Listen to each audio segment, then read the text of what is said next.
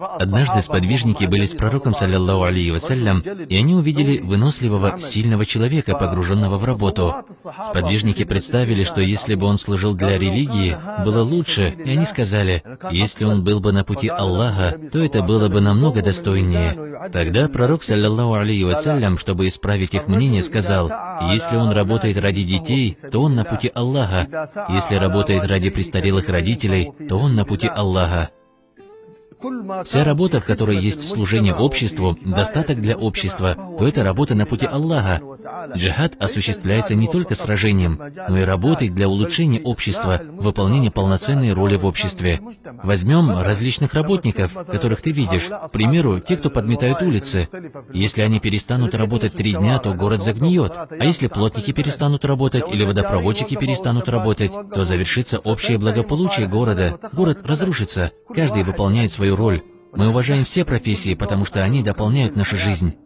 Если я буду работать, то буду делать все. Я буду подметающим улицу, плотником, кузнецом. Ведь не получится прожить в этом мире, кроме как владея этими профессиями, дополняющими нашу жизнь. Когда умерла женщина, которая подметала мечеть, об этом не рассказали пророку, саллаллаху алейхи вассалям, не придали ей значения, подумали, что это малозначительное дело, и не рассказали пророку, алейхиссаляту вассалям. После этого посланник Аллаха, саллаллаху алейхи вассалям, спросил, где такая-то? Мы ее не видим. Подвижники ответили, о посланник Аллаха, она умерла. Мы ее ночью похоронили и не рассказали тебе. Тогда пророк, саллаллаху алейхи вассалям, сказал, отведите меня к ее могиле. Он отправился на ее могилу и совершил заупокойную молитву, чтобы обучить людей ценности каждого человека. Она убиралась в мечети, никто не обращал на нее внимания, однако она убиралась там, где совершают молитву. Когда человек подумает, что эта профессия, которой он занимается, ему не подходит, или что она понижает собственное достоинство и так далее, то пусть вспомнит, что пророки, мир им, самые чистые из всех творений, занимались разными ремеслами. Пророк Нух был плотником, и пророк Закария был плотником, пророк Дауд был портным, пророк Муса пас овец, и наш пророк Мухаммад, саллаллаху алейхи вассалям, пас овец за гроши, которые ему давали в конце дня. И это пророк Мухаммад, саллаллаху алейхи вассалям. Даже когда он был в Медине, Айша говорила, что дома он занимался домашними делами, подметал дом, чинил обувь, связывал бурдюки, выполнял свою роль. Это не умаляет достоинства человека. Работа – это важная составляющая жизни, но самое важное – это выполнение своей работы в совершенстве.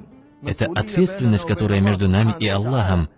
Посланник, саллаллаху алейхи вассалям, сказал, «Воистину Всевышний Аллах любит, когда кто-либо из вас делает свою работу в совершенстве. Поистине Аллах предписал все делать хорошо. Если придется убивать, то убивайте хорошим способом. И когда будете приносить жертву, тоже делайте это хорошо. И пусть каждый из вас как следует наточит свой нож, и пусть избавит животное от мучений». Пророк, саллаллаху алейхи вассалям, придавал значение мелочам.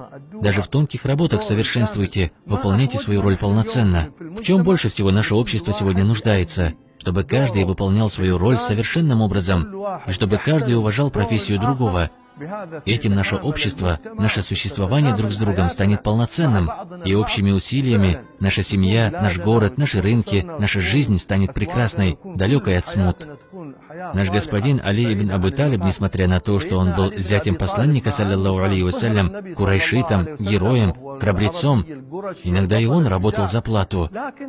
Он сказал, однажды мы проголодались, и я работал за плату на пашне. Я набирал ведра воды с колодца, и за каждое ведро мне давали по 1 финику. Так я заработал 60 фиников и отправился к посланнику, алейхиссаляту вассалям. Он покушал из них, также накормил ими семью.